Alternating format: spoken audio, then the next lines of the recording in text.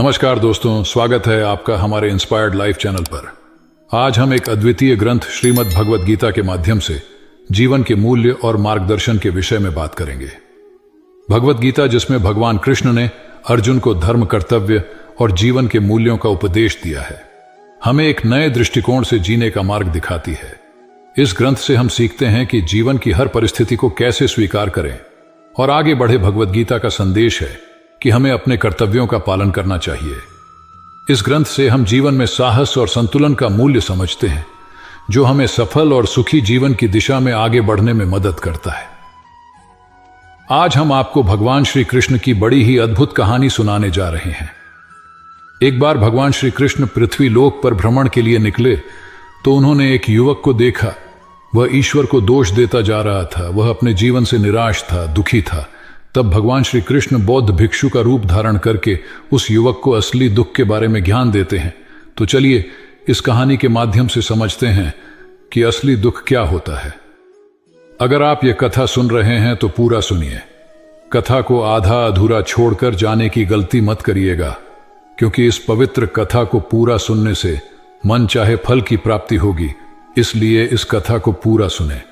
और अगर आप सच्चे कृष्ण भक्त हैं तो कान्हा का अनादर ना करें। सुख और दुख एक ही सिक्के के दो पहलू है। ये बात तो आपने सुनी ही होगी। सुख और दुख हमारे जीवन में लगातार आते ही रहते हैं और हमें लगता है कि हमारे जीवन में हजारों दुख है, हजारों समस्याएं हैं। लेकिन अगर आप वास्तविक तौर पर देखें, अगर आप इस बात को अच्छी तरह से समझें तो आप यह समझ पाएंगे कि हमारे जीवन में केवल एक ही दुख होता है। और वह दुख क्या है, वह हम इस कथा के माध्यम से जानेंगे। और उस दुख का निवारण, उस दुख का समाधान क्या है, वह भी हम इस कथा में ही जानेंगे। तो इस कथा के अंत तक जरूर बने रहिए। और अगर आपको इस कथा से कुछ अच्छा सीखने को मिले तो वीडियो को लाइक जरूर करें। एक समय की बात है, एक गांव में एक व्यक्ति रहता था। उसका नाम सोनू था। वह बड़ा आलसी था और अपने जीवन से बहुत निराश था। और उसका कारण यह था कि उसने अब तक अपने जीवन में कुछ भी हासिल नहीं किया था। वह कुछ भी नहीं करता था। उसके घर वाले भी इस बात से बहुत परेशान रहते थे। वे चाहते थे कि वह बाहर जाकर कुछ अच्छा काम करें, कोई अच्छी नौकरी कर ले, लेकिन वह उनकी एक नहीं सुनता था। उसके घर वाले दूसरों का उदाहरण देकर ताने मारते थे, उसे तरह तरह की बातें कहते थे, लेकिन उसे कोई फर्क नहीं पड़ता था। जबकि उसके सारे मित्र कामयाब हो चुके थे। कोई अच्छा व्यापार कर रहा था तो कोई अच्छी नौकरी कर रहा था, जिस कारण जब भी वे लोग मिलते तो वे लोग बढ़ चढ़कर अपनी बढ़ाई किया करते। लेकिन सोनू कुछ नहीं किया करता था, जिस कारण जब भी कोई उससे पूछता कि तुम क्या कर रहे हो तो वह कुछ नहीं कह पाता। उसे यह कहने में बहुत शर्म महसूस होती थी कि वह कुछ नहीं करता। वह हमेशा सबसे केवल एक ही बात कहता था कि मैं कोशिश कर रहा हूं। लेकिन उसकी कोशिशों का कोई भी फल किसी को नजर नहीं आ रहा था। देखते ही देखते अब ऐसा समय आ चुका था कि सोनू सभी से मुंह छुपाता फिरता, ताकि कोई उससे यह ना पूछ ले कि तुम क्या करते हो, जिस कारण वह कभी किसी के सामने भी नहीं आता था। धीरे धीरे उसका मन दुखी होने लगा था, बहुत निराश रहने लगा था।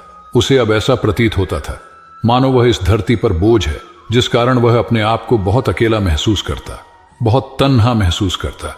एक दिन तो उसके मन में यह भी विचार उत्पन्न होने लगे कि मेरे हाथों में कुछ नहीं है तो मैं क्या कर सकता हूं। अकेले बैठकर वह रोता रहा और भगवान को दोष देता रहता। एक दिन छुपता छुपाता वह घर से निकल गया, यहां तक कि इस राज्य से निकलकर कहीं जा रहा था। तभी उसने रास्ते में देखा कि एक बौद्ध भिक्षु लोगों को प्रवचन दे रहे हैं और प्रवचन में वह दुख की बातें कर रहे हैं। सोनू कुछ देर के लिए अपना मुंह छुपाकर वहीं पर खड़ा हो गया, ताकि उसे कोई देख ना ले, और चुपचाप वह उन बौद्ध भिक्षु की बातें सुन रहा था। बौद्ध भिक्षु सभी को प्रवचन में कह रहे थे कि दुख हमारा सबसे बड़ा साथी है। हमें दुख अपने जीवन के बारे में समझाता है और हमें सही से जीने का तरीका बताता है। यह हमारे गुरु की तरह है, जिससे हमें सीखना चाहिए। आप चाहे तो अपने जीवन में अपने दुखों को अपना गुरु बना सकते हैं और उससे सीख सकते हैं, या फिर आप चाहे तो अपने दुखों पर बैठकर रो सकते हैं। लेकिन इससे आपको कोई लाभ नहीं मिलेगा, बल्कि आप दिन व दिन और कमजोर होते जाएंगे। सोनू छुप छुप कर उन बौद्ध भिक्षु की ये सारी बातें सुन रहा था। जैसे ही उपदेश खत्म हुआ, वह उन बौद्ध भिक्षु के पास पहुंचा। उन्हें प्रणाम करके वह कहता है, हे महात्मा, अभी आप कुछ देर पहले दुख को बता रहे थे। आप कह रहे थे कि दुखों से हमें सीखना चाहिए, हमें उन्हें अपना गुरु बनाना चाहिए। लेकिन मैं भी तो अपने दुखों से परेशान हूं, अपने जीवन से परेशान हूं। मैंने अब तक जो दुख झेला है, मुझे तो कभी ऐसा प्रतीत नहीं हुआ कि मेरे दुख मुझे कुछ सिखा रहे हैं, बल्कि मुझे तो हमेशा यही लगता है कि वह मुझे पीड़ा दे रहे हैं, तकलीफ दे रहे हैं, और दुख की पीड़ा बहुत भयंकर होती है। ऐसा लगता है अब इसके बाद हमारा जीवन समाप्त हो जाएगा, इसके बाद हमें कुछ नहीं मिलने वाला। यहां तक कि हमें मृत्यु भी उसके सामने कम लगती है। जब लोग ताने मारते हैं, जब लोग ये कहते हैं कि तुम क्या कर रहे हो, तो मन को बहुत ठेस पहुंचती है और मैं उनसे कुछ नहीं कह पाता। सोनू की ये सारी बातें सुनकर वह बौद्ध भिक्षु सोनू से कहते हैं, बेटा तुम्हें क्या दुख है और तुम दुख के बारे में ऐसी बातें क्यों कर रहे हो? सोनू ने अपने ऊपर बीती हुई सारी बातें उन बौद्ध भिक्षु को बता दी और कहने लगा, हे महात्मा, क्या आपके पास मेरे दुख का कोई समाधान है? सोनू की यह बात सुनकर वह बौद्ध भिक्षु मुस्कुराने लगे और सोनू से कहते हैं, बेटा जब तुम्हारे जीवन में कोई असली दुख आए तब तुम मेरे पास आना, मैं उसका समाधान तुम्हें अवश्य बताऊंगा। उन बौद्ध भिक्षु की यह बात सुनकर सोनू थोड़ा सा अचरज में पड़ गया। उसे यह समझ नहीं आ रहा था कि क्या उसने अब तक जो दुख झेला है वह असली दुख नहीं है। उसने जो अब तक पीड़ाएं सही हैं, जो ताने सहे हैं, जो तकलीफें उठाई हैं, क्या वह असली दुख नहीं है? आगे वह मन ही मन खुद से कहता है कि जब मुझे मेरे अपने ही नहीं समझ पाए तो यह बौद्ध भिक्षु मुझे क्या समझेंगे। इतना सोचकर वह वहां से चला गया। सभी लोगों के ताने सुनकर सोनू बहुत थक चुका था, बहुत निराश हो चुका था, जिस कारण उसने निर्णय लिया कि वह अब कुछ करके दिखाएगा। उसने अपने पिता से थोड़ा सा धन लिया और उस धन से उसने एक व्यापार शुरू किया।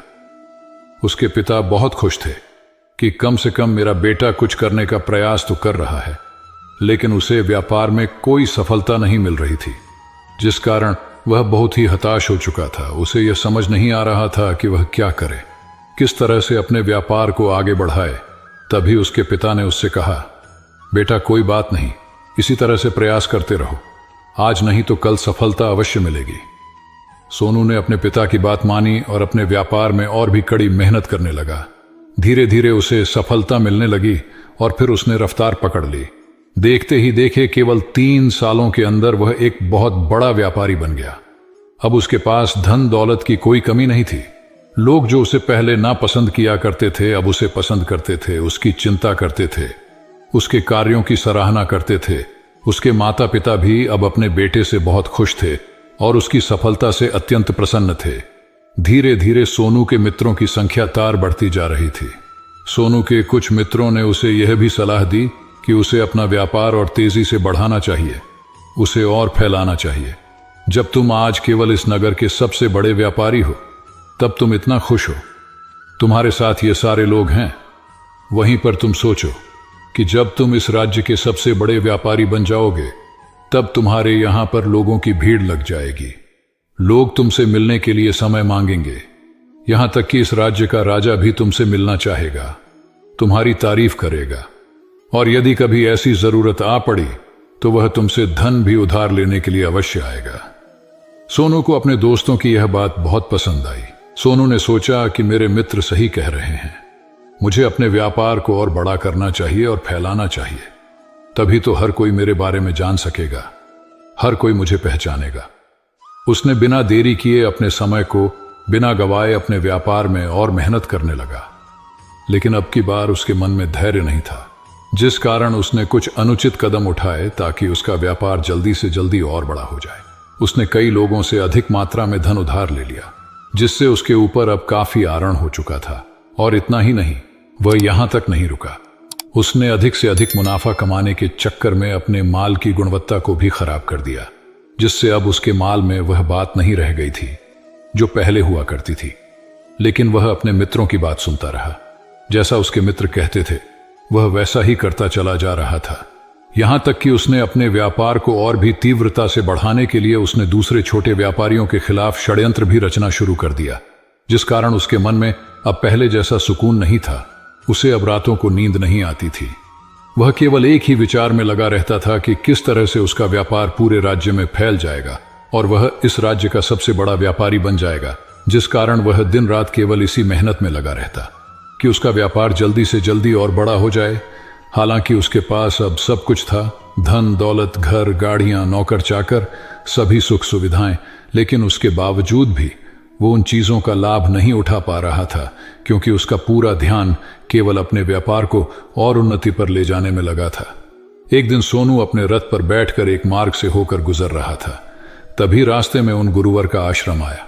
यह देखकर वह उन बौद्ध भिक्षु के पास गया और बौद्ध भिक्षु से कहने लगा, हे महात्मा, आपने कहा था कि जब मेरे जीवन में कोई असली दुख आए तब मैं आपके पास आऊं, इस कारण मैं यहां पर आया हूं। आज मैं बहुत दुखी हूं, मैं रातों को सो नहीं पाता, मेरे पास सब कुछ होते हुए भी मैं उनका लुत्फ नहीं उठा पाता।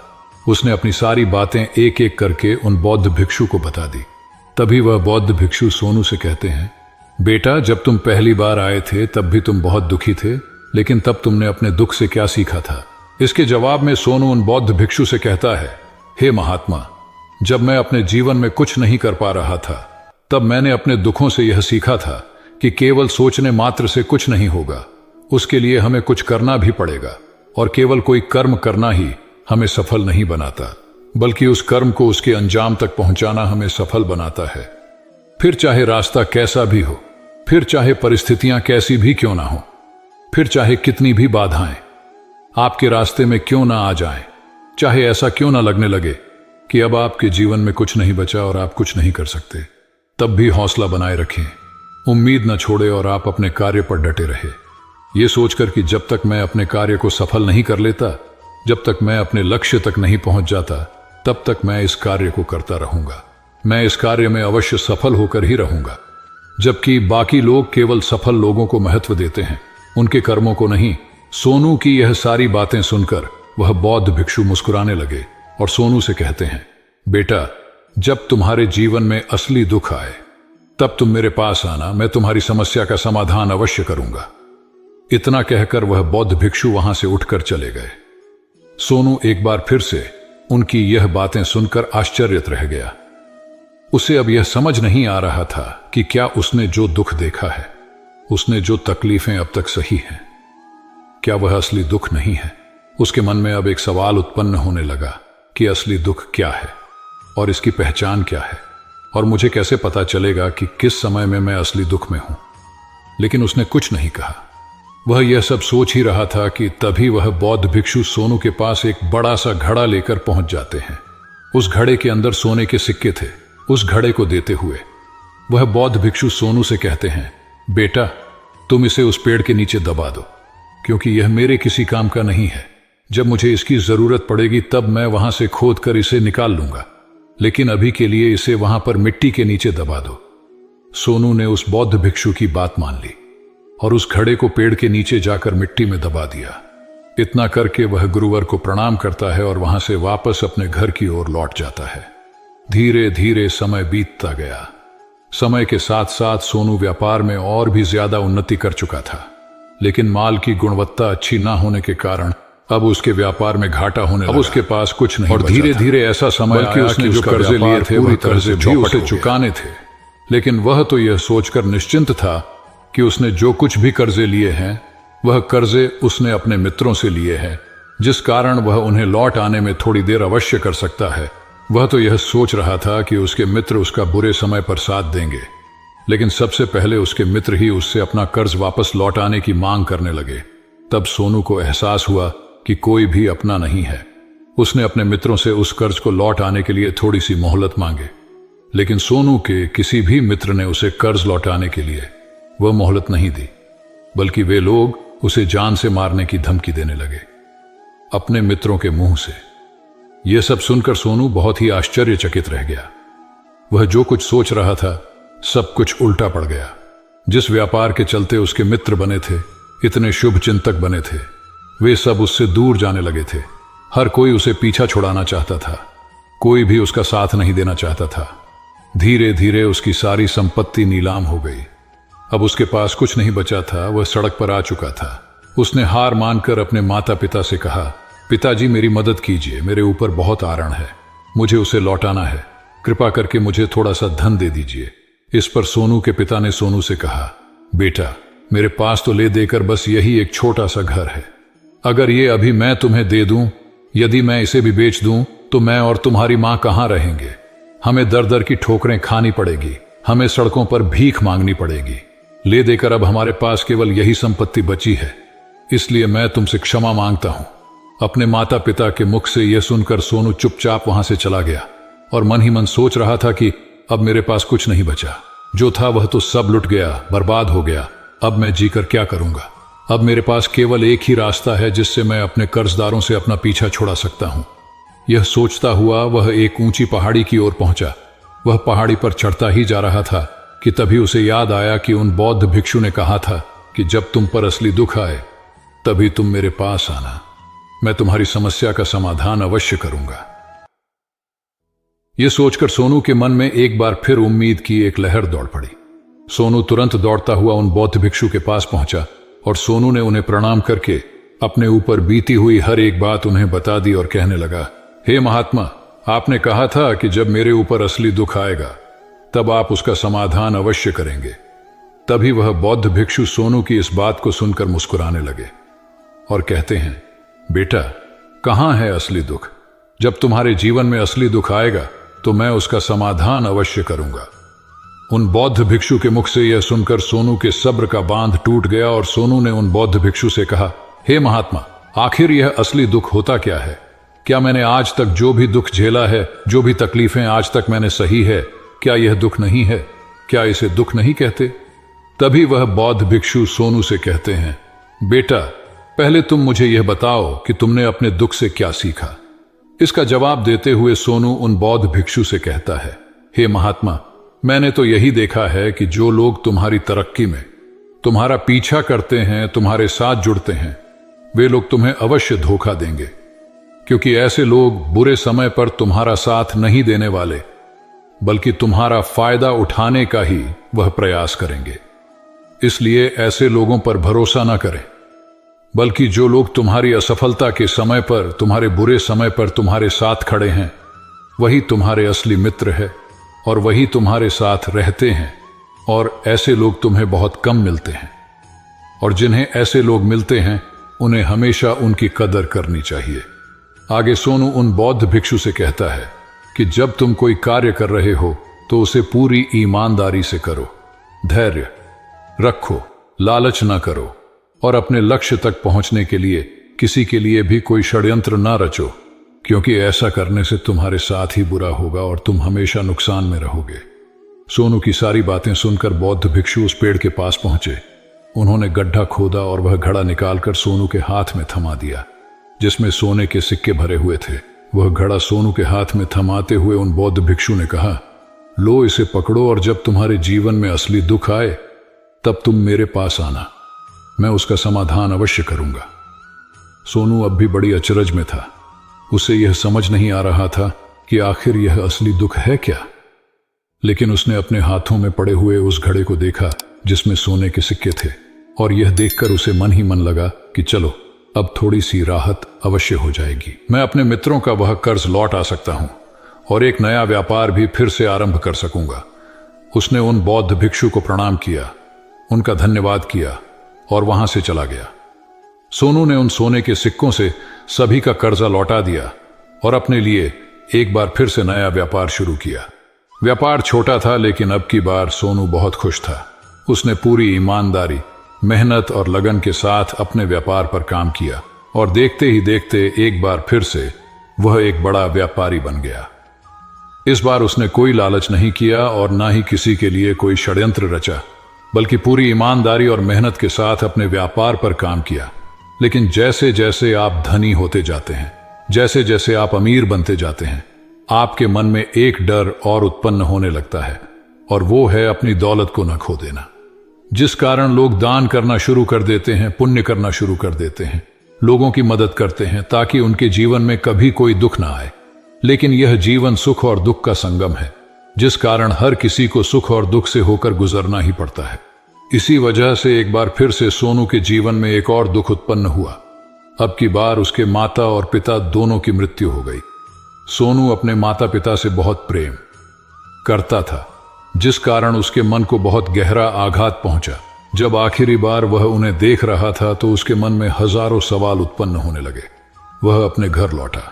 घर लौटकर उसने देखा कि जिस संपत्ति के लिए वे हमेशा लड़ते झगड़ते रहते थे, आज उसकी देखभाल के लिए कोई नहीं था। उसके माता पिता ने जो भी मेहनत की, जो भी अपने जीवन में इकट्ठा किया, सब यही रह गया। लेकिन अब सब कुछ खत्म हो चुका था और सोनू का मन अब बहुत बेचैन हो रहा था। उसके मन में हजारों सवाल उत्पन्न हो रहे थे और वह अपने आप को बहुत अकेला महसूस कर रहा था।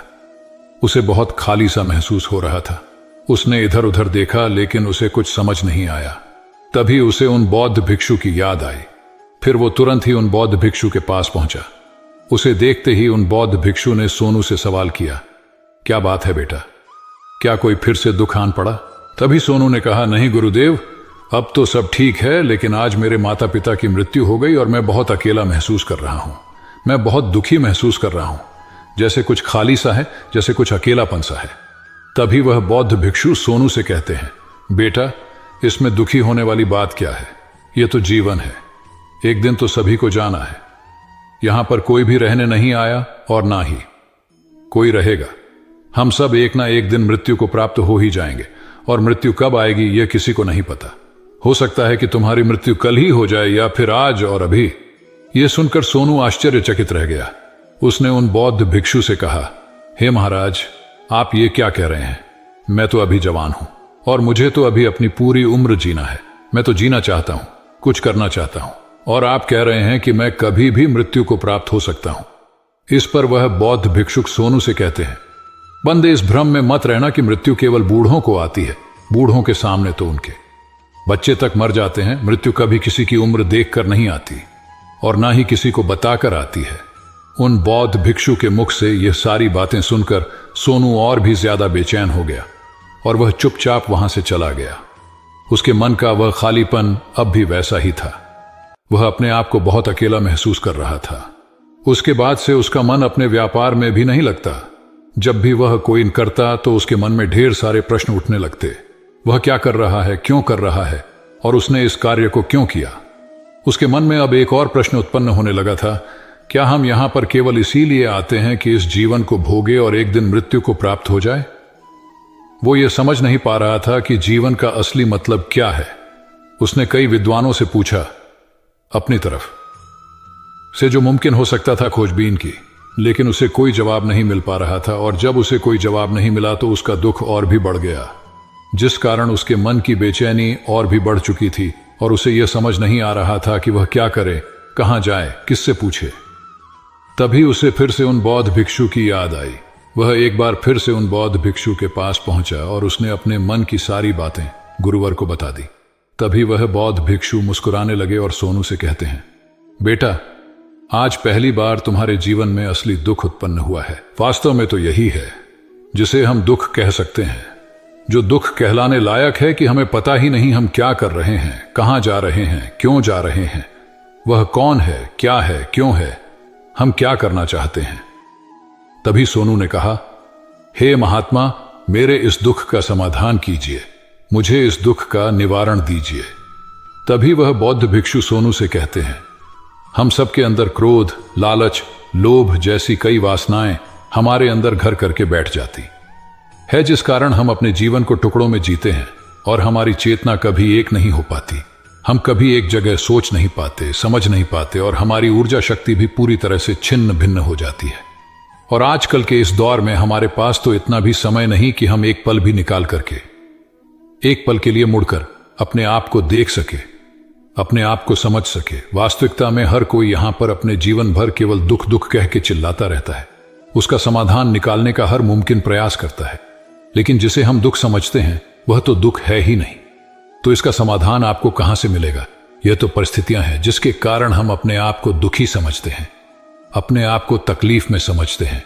जैसे ही हम एक परिस्थिति से निकलते हैं, हम किसी दूसरी परिस्थिति में फंस कर रहते जाते हैं। जिस प्रकार हम पहली समस्या का सामना करते हैं, उसी प्रकार हम दूसरी समस्या का भी सामना करते रह जाते हैं। और जब हम इन परिस्थितियों से हार मान लेते हैं, जब हमें लगता है कि अब कोई रास्ता नहीं बचा, तब हमारे सामने हमें केवल एक ही रास्ता नजर आता है और वह है मृत्यु। लेकिन यह कोई समाधान नहीं है, यह कोई रास्ता नहीं है, इसलिए यदि आप सचमुच अपनी समस्याओं का समाधान चाहते हैं तो अपने को इकट्ठा करना सीखें। अपनी ऊर्जा को इस संसार में वापस कीजिए, उसे एक कर और अपने ऊपर ध्यान लगा। मृत्यु से पहले अपने आप को पहचानो, अपने आप को जानो, अपने आप को बिखरने मत दो। तभी सोनू उन बौद्ध भिक्षु से कहता है, हे महाराज, तो क्या हमें इस जीवन को नहीं जीना चाहिए? क्या हमें अपनी इच्छाओं को पूरा नहीं करना चाहिए? बौद्ध भिक्षु सोनू के सवाल का जवाब देते हुए कहते हैं कि हमें किसी से भी लगाव नहीं रखना चाहिए। हमें अपनी इच्छाओं को मार देना चाहिए। हमें संपत्ति इकट्ठा नहीं करनी चाहिए, क्योंकि हम मनुष्य की इच्छाएं, कामनाएं, वासनाएं ऐसी होती हैं जैसे मानव की एक पर्वत से गिरता हुआ झरना, जिस पर किसी का नियंत्रण नहीं है सिवाय देखते रहने के और परेशान होने के। लेकिन जब तुम अपने ऊपर ध्यान देने लगते हो, तब तुम अपने आप को पहचान जाते हो, समझ जाते। तब तुम इस पर नियंत्रण पा सकते हो। तब इच्छाएं भी तुम्हारे बस में होती हैं और फिर तुम चाहो तो उन इच्छाओं की पूर्ति भी अवश्य कर सकते हो। गुरुदेव की यह सारी बातें सुनकर सोनू ने गुरुदेव से कहा, हे महाराज, आपका बहुत बहुत धन्यवाद। आपने मेरी सबसे बड़ी समस्या का समाधान आज कर दिया है। मैं आज से अपने आप को एकत्रित करूंगा। गुरुदेव, मानव शरीर में बहुत ऊर्जा है, पर वह बेकार के कामों में लग जाती है, जिस कारण हमारा जीवन भी बेकार की चीजों में लगा रहता है। लेकिन हम कभी भी इस पर अपना ध्यान नहीं देते। हम कभी भी अपनी ऊर्जा को केंद्रित नहीं करते, अपने ऊपर कभी ध्यान नहीं देते। हमारा जीवन भी कुछ ऐसा ही है। हम अपने जीवन में हमेशा अपने आप से ऊपर वाले से सवाल करते रहते हैं कि हमारे जीवन में इतना दुख क्यों है। हम सभी के मन में यह सवाल तो अवश्य ही उठता है, और इसका जवाब है कि वह ईश्वर ये चाहता है कि हम अपने जीवन के अंतिम दुख तक पहुंच सके, उस गहराई तक पहुंच सके जहां पर हमें यह पता चल सके कि हमने अभी तक अपने आप को नहीं जाना, अपने आप को नहीं पहचाना। मानव शरीर के अंदर जो ऊर्जा है, जो शक्ति है, उसके बारे में हम अभी तक नहीं जानते। हम अपने आप को चाहे तो एकत्रित कर सकते हैं, अपने आप पर नियंत्रण पा सकते हैं, लेकिन हम अपनी इस ऊर्जा का व्यर्थ उपयोग करते रहते हैं, व्यर्थ की चीजों में लगा देते हैं, जिस कारण हम अपने आप को कभी नहीं पहचान पाते और न ही कभी अपने आप पर नियंत्रण पा सकते हैं। लेकिन यदि आप अपने आप को जानना चाहते हैं, अपने आप को पहचानना चाहते हैं, तो पहले आपको खुद को एकत्रित करना होगा, अर्थात ध्यान लगाना होगा। ध्यान से ही आप अपने दुखों की उन समस्याओं का समाधान निकाल सकते हैं, और तभी आप अपने आप को पहचान सकते हैं, जान सकते हैं और अपने जीवन के हर दुखों का समाधान भी कर सकते हैं। मित्रों, इस वीडियो में बस इतना ही।